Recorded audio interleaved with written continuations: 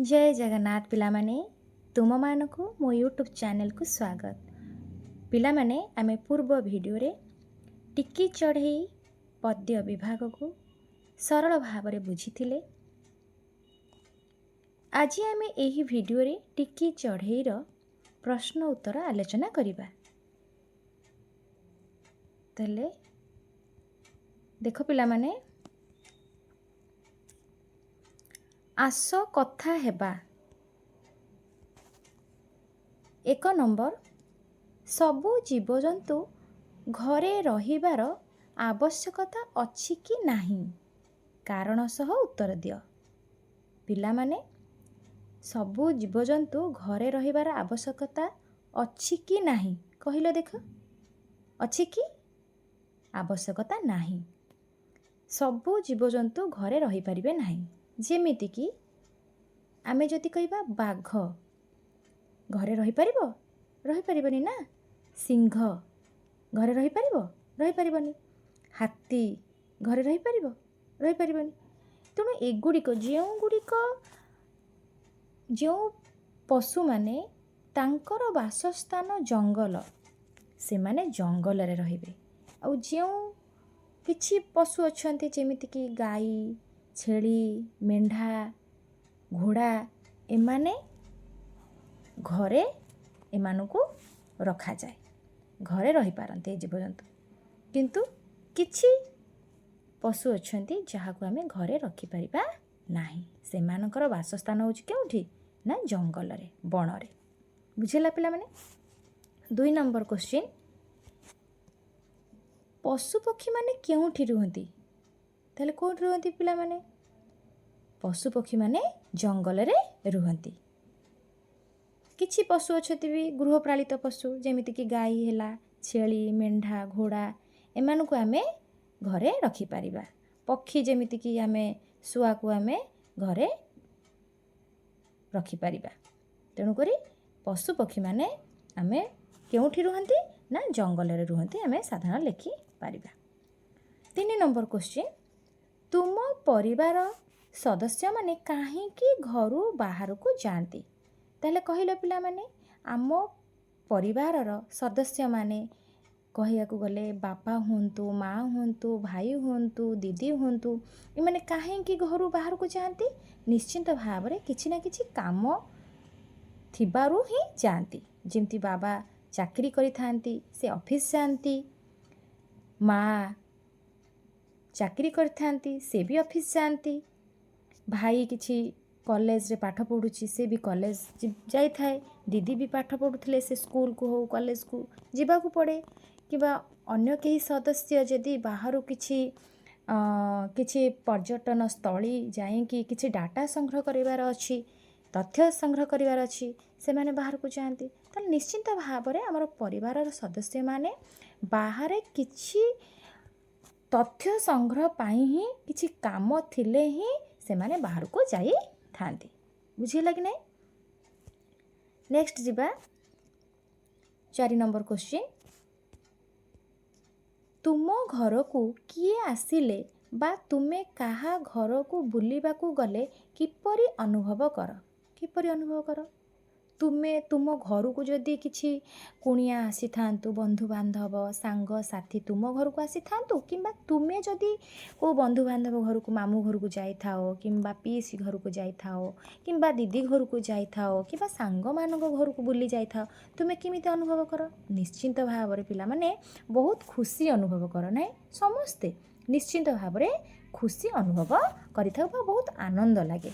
निश्चित भाव में आम घर जदि बंधु बांधव किए आसीथिबे बा मामू माई आसीथिबे, आमको से दिन बहुत भल लगे, खुशी लगे। अच्छा ठीक अच्छे। नेक्स्ट जीवा 5 नंबर, तुम्हें भावुछ कि पक्षी मानक परी आमे भी धीरे धीरे बड़ हेउ और संसार को देखू?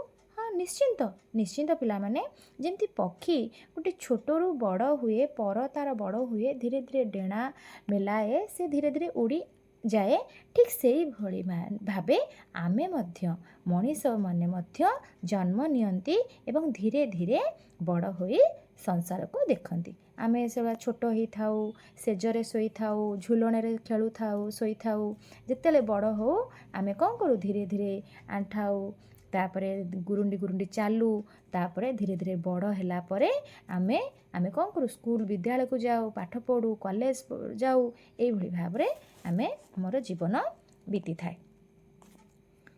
ନେକ୍ସଟ ଯିବା ପିଲାମାନେ, ଭାଷାର କଥା ପଢ଼ ଓ ବୁଝ।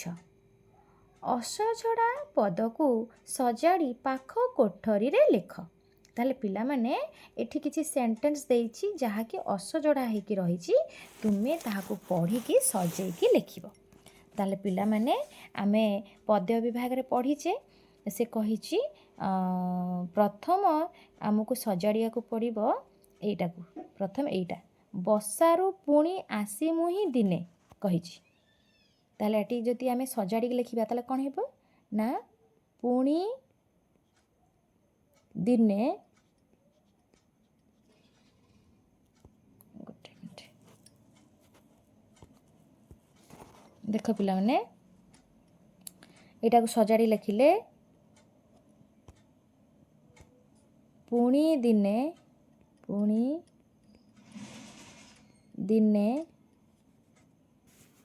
ମୁହିଁ ବସାରୁ ଆସି, ମୁହିଁ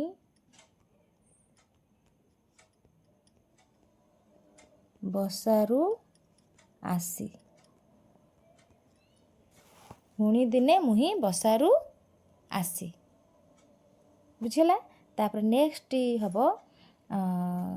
ବସି ମୁଁ ହୋଇଲି ଗଛରେ ଖୁସି। ଏଇଟାକୁ ଚେଞ୍ଜ କରିବ, କ'ଣ ହେବ ଦେଖ, ବସି ମୁଁ ହୋଇଲି, ଏଇଟା ତ ଭୁଲ ଦେଇଛି, ଆମେ ଠିକ୍ କରି ଲେଖିଲେ, ସଜାଡ଼ିକି ଲେଖିଲେ, ଗଛରେ ବସି ମୁଁ ହୋଇଲି ଖୁସି, ହୋଇଲି ଖୁସି, ଗଛରେ ବସି ମୁଁ ହୋଇଲି ଖୁସି, ସଜାଡ଼ିକି ଲେଖିଲେ। ତାପରେ ନେକ୍ସଟ ଯିବା, ନେକ୍ସଟ ଭାବିଲି ସୁନ୍ଦର କେଡ଼େ ଦୁନିଆ, ଆକୁ ସଜାଡ଼ିକି ଲେଖିବା। କ'ଣ ହେବ ପିଲାମାନେ, ଭାବିଲି ଦୁନିଆ କେଡ଼େ ସୁନ୍ଦର ଲେଖିବ, ଭାବିଲି ଦୁନିଆ କେଡ଼େ ସୁନ୍ଦର, କେଡ଼େ ସୁନ୍ଦର। ବୁଝିଲା କି ନାହିଁ? ତାପରେ ନେକ୍ସଟ ଆସିବ ଏଇଟା, ଏଇ ପଦଟାକୁ ସଜାଡ଼ିକି ଲେଖିବ। ତାପରଟା ଦେଖ କେମିତି ସଜାଡ଼ିବ, ହସେ ସଂସାର ଫୁଲ ଫଳେ ସାରା, ତାକୁ ସଜାଡ଼ି ଲେଖିଲେ କ'ଣ ହେବ, ଫୁଲ ଫଳେ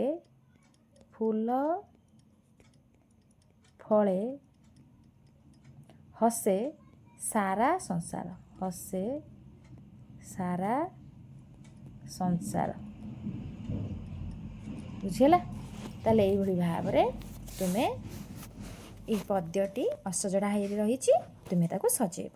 ଠିକ୍ ଅଛି ପିଲାମାନେ, ଚାଲ ନେକ୍ସଟ ଯିବା, ନେକ୍ସଟ କ୍ୱେଶ୍ଚିନ୍କୁ ଯିବା। 2 ନମ୍ବର, କବିତାରେ ଅଣ୍ଡା ପରି ଆକାର ପଦ ସହିତ କେଉଁ ଶବ୍ଦଟି ମେଳ ଖାଉଛି କୁହ ଏବଂ ଲେଖ। ସଂସାର, ଆକାଶ, ପକ୍ଷୀର ବସା, ଘର। ତାହେଲେ ତୁମେ ପଦ୍ୟରେ ପଢ଼ିଛ, କାହାକୁ ଅଣ୍ଡା ସହିତ ତୁଳନା କରାଯାଇଛି ନା ଟିକି ଚଢ଼େଇର ବସାକୁ, ତାହେଲେ ପକ୍ଷୀର ବସା। ଏଠି ଉତ୍ତରଟି କ'ଣ ହେବ, ପକ୍ଷୀର ବସା ଲେଖି, ପକ୍ଷୀର ବସା ହେଲା। ପକ୍ଷୀର ବସାକୁ ଅଣ୍ଡା ପରି ଆକାର ସହିତ ତୁଳନା କରାଯାଇଛି। ଚାଲ ନେକ୍ସଟ ଯିବା, 3 ନମ୍ବର, ଏଠି ଦେଇଛି ନିମ୍ନଲିଖିତ ଶବ୍ଦ ଗୁଡ଼ିକର ଅର୍ଥ ଫୁଲ ପାଖୁଡ଼ାରୁ ଖୋଜି ଖାଲି ସ୍ଥାନରେ ଲେଖ। ତାହେଲେ ଆମେ ବୃକ୍ଷର ଅର୍ଥ ଏଇ ଫୁଲ ପାଖୁଡ଼ାରୁ ଖୋଜିବା। ତାହେଲେ ବୃକ୍ଷର ଅର୍ଥ କ'ଣ ନା ଗଛ ଲେଖିବ, ନହେଲେ ଏମିତି ସିଧା ସିଧା ଲେଖିବ। ବୁଝିଲା କି ନାହିଁ? ମାତା ଅର୍ଥ କ'ଣ, ମା, ମାତା ଅର୍ଥ ମା।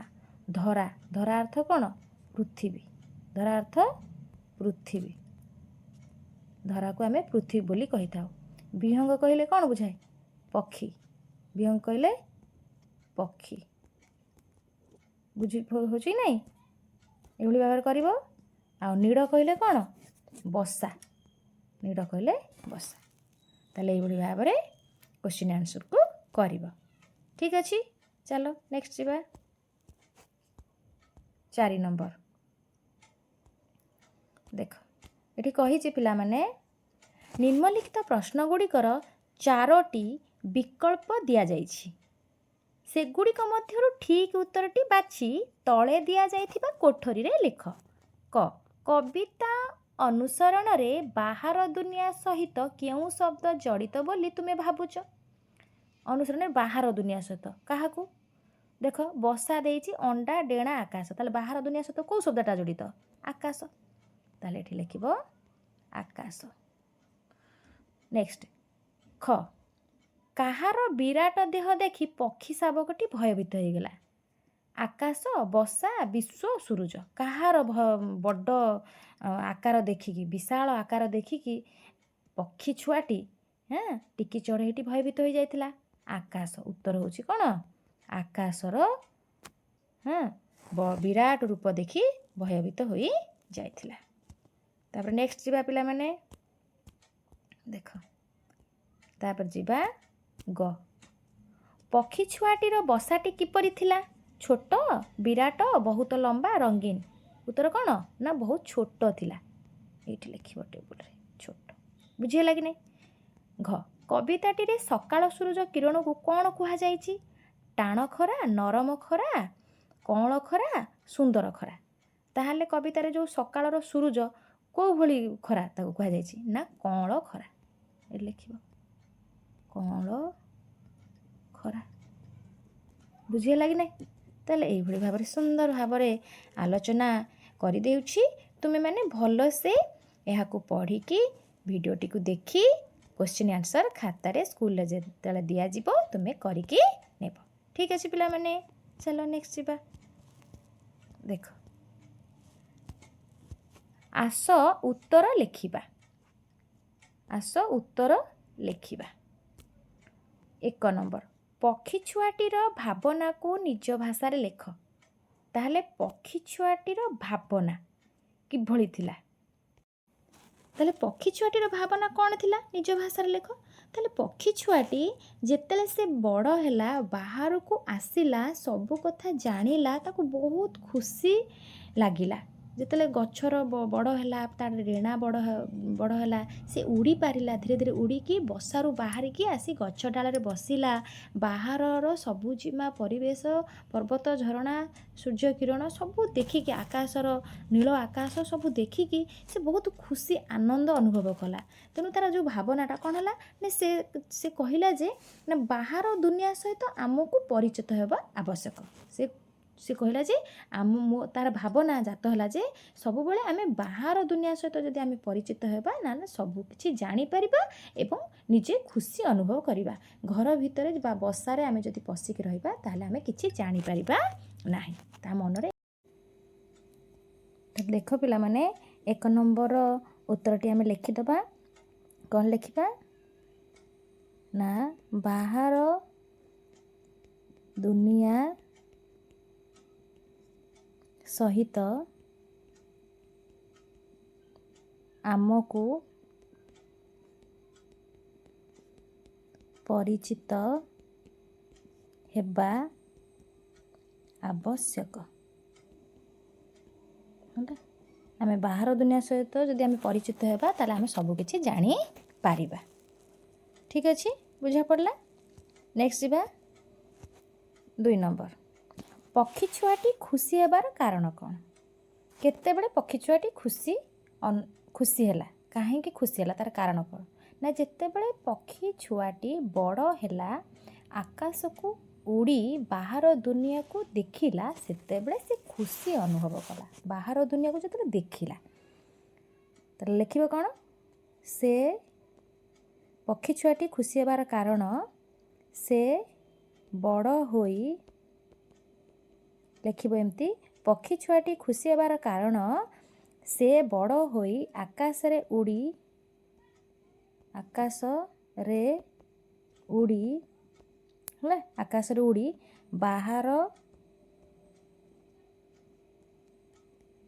ବାହାର ଦୁନିଆକୁ ଦେଖିଲା, ଯାହାଫଳରେ ସେ ଖୁସି ଅନୁଭବ କଲା, ଖୁସି ହେଲା। ବୁଝିହେଲା? ତାପରେ 3 ନମ୍ବର, ତୁମେ ବଡ଼ ହେଲେ କ'ଣ କରିବ? ନିଜ ମନରୁ ଲେଖ, କ'ଣ କରିବ? ବଡ଼ ହେଲେ ସମାଜ ପ୍ରତି କିଛି ଭଲ କାମ କରିବା ବା ମହାନ କାମ କରିବା। ହେଲା, ଲେଖିବ ମୁଁ ବଡ଼ ହେଲେ ସମାଜ ପାଇଁ ଭଲ କାମ କରିବି। ସମାଜ ପାଇଁ ଭଲ କାମ କରିବି। ବୁଝିହେଲା? ମୁଁ ବଡ଼ ହେଲେ ସମାଜ ପାଇଁ ଭଲ କାମ କରିବି। ବୁଝିହେଲା? ନିଶ୍ଚିନ୍ତ କରିବ। ଆମ ମଣିଷ ଜୀବନ କେତେ ସୁନ୍ଦର ଶ୍ରେଷ୍ଠ ଜୀବନ, ନିଶ୍ଚିନ୍ତ ଭାବରେ ଆମେ ସମାଜ ପାଇଁ କିଛି ନା କିଛି କରିବା। ବୁଝିହେଲା? ସବୁବେଳେ ମନରେ ଏଇ ଚିନ୍ତା ରଖିବ। ଚାଲ ଯିବା ନେକ୍ସଟ 4 ନମ୍ବର। 4 ନମ୍ବର ଦେଇଛି ପିଲାମାନେ, ଦେଖ ନିମ୍ନଲିଖିତ କୋଠରୀରେ ଲେଖାଯାଇଥିବା ବର୍ଣ୍ଣଗୁଡ଼ିକୁ ମିଳାଇ ବିଭିନ୍ନ ପକ୍ଷୀମାନଙ୍କର ନାମ ଲେଖ। ତାହେଲେ ଏଠି ଯେଉଁ ବର୍ଣ୍ଣ ସବୁ ଅଛି ତାକୁ ଯୋଡ଼ିକି ଆମେ କିଛି ପକ୍ଷୀମାନଙ୍କର ନାଁ ଲେଖିବା। ତାହେଲେ ଏଠି ଦେଖ ବଗ ହେଇପାରିବ, ତାପରେ ଶୁଆ ହେଇପାରିବ,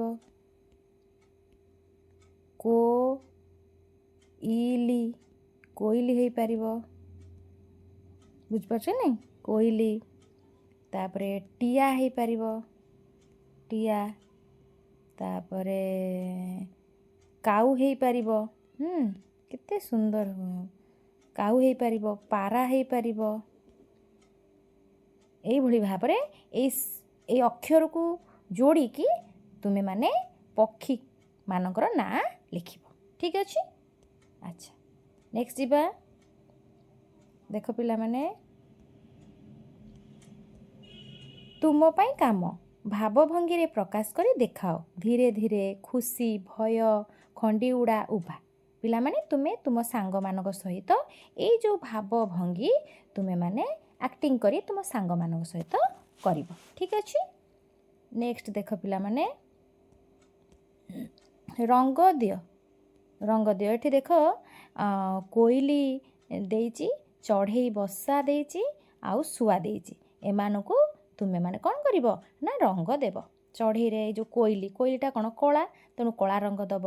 ଗଛ ପତ୍ରରେ ସବୁଜ ରଙ୍ଗ ଦେବ, ଗଛ ଡାଳଟା ମାଟିଆ କଲର୍ କରିବ, କାଠ କଲର୍ ଯେଉଁଟା। ତାପରେ ଅଣ୍ଡା ଧଳା କଲର୍, ବସାକୁ ସେଇଭଳି ଭାବରେ ମାଟିଆ କଲର୍, କଳା କଲର୍ କରିବ। ଏ ଶୁଆକୁ ସବୁଜ କଲର୍ କରିବ, ଶୁଆଜର ଥଣ୍ଟଟାକୁ ନାଲି ରଙ୍ଗ କରିବ। ତାହେଲେ ତୁମେ ନିଜେ ରଙ୍ଗ ଦେବ। ଠିକ୍ ଅଛି ପିଲାମାନେ? ତାହେଲେ ଏଇଭଳି ଭାବରେ ତୁମର ଟିକି ଚଢ଼େଇର କ'ଣ ପ୍ରଶ୍ନ ଉତ୍ତର ଆଲୋଚନା ହୋଇଗଲା। ତାହେଲେ ପିଲାମାନେ ନିଶ୍ଚିତ ଭାବରେ ଆଶା କରୁଛି ତୁମେମାନେ ବୁଝିପାରିଥିବ। ଯଦି ଭିଡ଼ିଓ ଭଲ ଲାଗିଥିବ ଲାଇକ୍ କରିଦେବ। ଚ୍ୟାନେଲରେ ନୂଆ ଥିଲେ ନିଶ୍ଚିନ୍ତ ଭାବରେ ସବସ୍କ୍ରାଇବ୍ କରିଦେବ। ଥ୍ୟାଙ୍କ ୟୁ ପିଲାମାନେ।